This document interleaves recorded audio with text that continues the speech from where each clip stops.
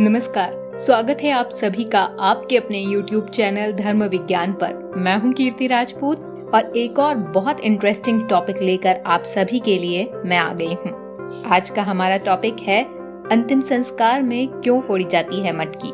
आइए जानते हैं इसका वैज्ञानिक कारण क्या है। हिंदू धर्म में 16 संस्कारों का वर्णन किया गया है, जिनमें से आखिरी संस्कार को अंतिम संस्कार कहते हैं। इस आखिरी संस्कार को इंसान की मृत्यु के बाद किया जाता है। इस संस्कार को संपन्न कराने के लिए कुछ नियम भी बनाए गए हैं, जैसे कि सूर्यास्त के बाद अंतिम संस्कार नहीं करना, दाह संस्कार के समय छेद युक्त मटकी फोड़ना, शव की परिक्रमा करना जैसे कई नियम बनाए गए हैं। लेकिन क्या आपको पता है कि दाह संस्कार के दौरान मटकी को क्यों फोड़ा जाता है?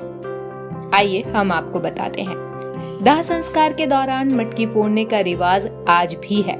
धार्मिक जानकारों का मानना है कि अंतिम संस्कार के दौरान एक छेद युक्त मटके को कंधे पर रखकर परिक्रमा करने के बाद फोड़ने को आत्मा का शरीर के प्रति मोहभंग करना होता है। लेकिन इसका एक वैज्ञानिक कारण भी है।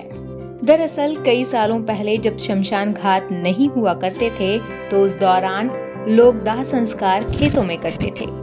खेतों में दाह संस्कार के दौरान मुखाग्नि देने वाला अपने कंधे पर एक मिट्टी का घड़ा रखता था, जिसमें पानी भरा होता था और उसमें एक छोटा सा छेद होता था।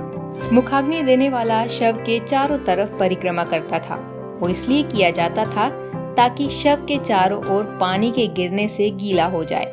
ये इसलिए किया जाता था क्योंकि जब शव को जलाया जाए तो खेतों में आग ना फैल पाए। इसीलिए दाह संस्कार से पहले मटकी फोड़ी जाती थी।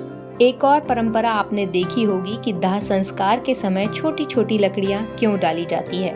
आइए बताते हैं। आपने देखा होगा कि जब शव को जलाया जाता है तो आखिरी में मौजूद लोग छोटी छोटी लकड़ी जलती चिता में डालते हैं।